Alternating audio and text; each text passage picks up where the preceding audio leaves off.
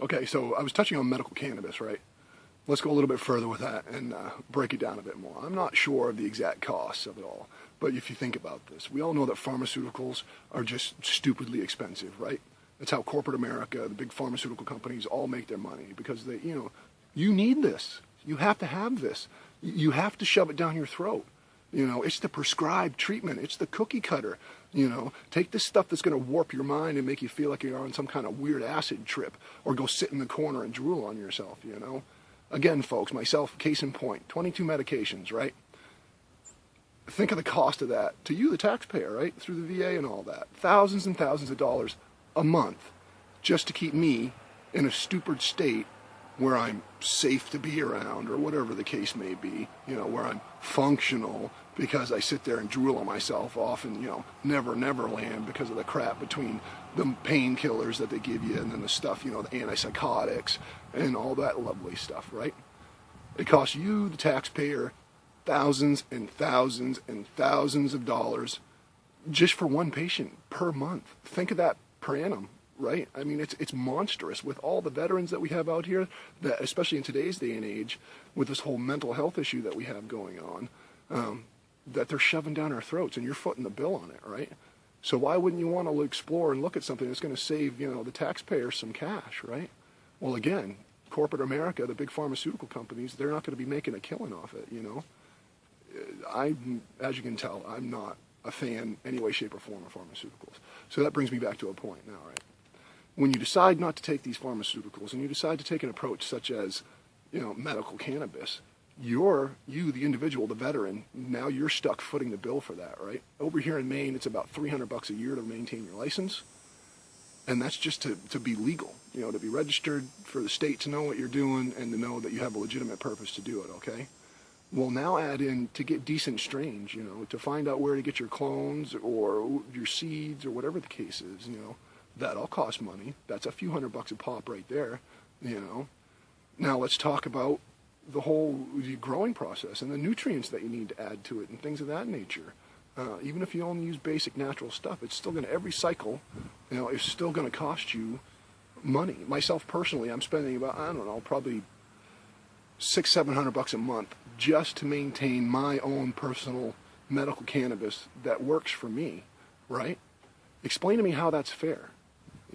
How is that right? It's here. It's natural. I can do it all on my own. I don't have to rely on corporate America to furnish it to me. The government will pay tens and thousands and millions of dollars per year to keep shoving all these pills down our throat, but they can't find the capacity to, help us out and hook us up with funding to use stuff that actually works, that lets us be productive, that allows us to, think clearly and be, decent members of society. I'll call BS on that all day long. It's just a joke. Fire needs to be adjusted on all this, and somebody with some clout in a position somewhere needs to wake up and needs to make something happen with all of this. Because again, that cookie cutter approach of shoving handfuls of pharmaceuticals down our throat, it doesn't work. There might be a few people, but what you're doing, you're producing addicts. I left my hometown over there in New Hampshire when I joined the service on active duty, about I've been out for 5 years now, whatever the case is, but anyhow, I was gone for a decade, right? And I came back. It's an epidemic, folks. It's catastrophic failure on the part of the government and corporate America, the way I see it, right? All this opioid abuse, which leads to heroin abuse and things of that nature, because people get addicted to this nasty crap that they say, oh, this is the answer to your problem, Oxycontin. It's a form of pain medication. I believe it's an opioid, if I'm thinking right. But anyhow, people get addicted to that stuff, especially, like I said, I'm not an addictive personality, but as I spoke of earlier, Xanax, I had a huge problem with Xanax. And finally had to wake up myself and go cold turkey because nobody else was doing it. They just kept handing me bottles and bottles and bottles. I'd probably still be on all kinds of crazy crap today if I hadn't said, screw you, I'm not doing it, I'm done. And then I was left to flounder for a little bit until I stumbled upon, medical cannabis. It works.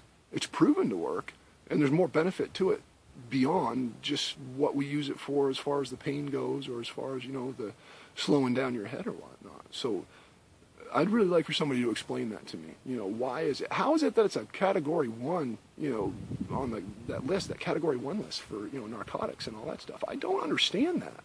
You know, alcohol.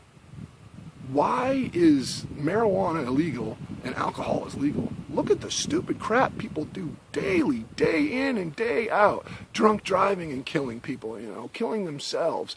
The, best friends that are in knockdown, drag out fights every time they get together and, drink together. That's asinine. Why is it allowed to continue this way, Why are there not more options in place in a legal capacity? A lot of people, and I know a lot of vets that use the medical cannabis, they wouldn't do what I'm doing right now. They think that I'm crazy for putting it out there. Again, I don't care. It needs to be said, so I'm going to say it point blank. It's the way it is. It's natural. It works. It doesn't mess me all up. It doesn't make me feel like crap. It doesn't make me think about wanting to go jump off a friggin' bridge or put a gun barrel in my mouth. It's just statistically, you can't show me the proof. Show me the proof where medical cannabis or cannabis in general is worse than alcohol, is worse than OxyContin and all these other Schedule 1 fucking narcotics. You can't, because it's not there, unless it's falsified, unless it's something some bigwig for a pharmaceutical company went and we did a study of 100 people who just so happened to be Puritans, blah, blah, blah. It's a bunch of BS. So I guess I'll end my rant there on it. But it's something to think about in all seriousness. Don't just dismiss it. Don't treat somebody like a common core criminal just because they choose a natural substance that helps them with their situations. Again, I firmly believe that options are owed to us. For the things that we went and did, the things that the people before us went and did, the people that are coming after us and are going to go and do. Today's conflicts are proof in the pudding, folks. Look at the rise and the validation of mental health issues, right? You're going to need better options than just having, producing a generation of addicts. It's stupid. The valley over here it's horrible with the pills and the heroin. It's all throughout Maine. Look at the overdoses, mixing it with all kinds of crazy, nasty stuff. Again, you don't know what the hell's in any of this stuff. But people get in that mind state where they're, I'm addicted, I need it, they're going through withdrawals, I don't go through withdrawal. If I run out of pot, medical cannabis, marijuana, whatever you want to call it, if I run out of it and I don't have any to smoke or I don't have an edible to go ahead and eat, I'm not ready to go rob a damn liquor store or a, regular store, convenience store to get the capital to go out and get my next fix, I'm not kicking in somebody's door at their house, home invasion style, going through and stealing everything I can to go sell at a pawn shop or on the black market to make the money to feed my addiction. There's some credence to what I'm saying, whether you want to admit it or not. So stop shirking off the folks that are trying to do the right thing and do the natural thing and get away from all this pharmaceutical crap, because it's wrong, okay? Thanks, and again, enjoy your freedoms.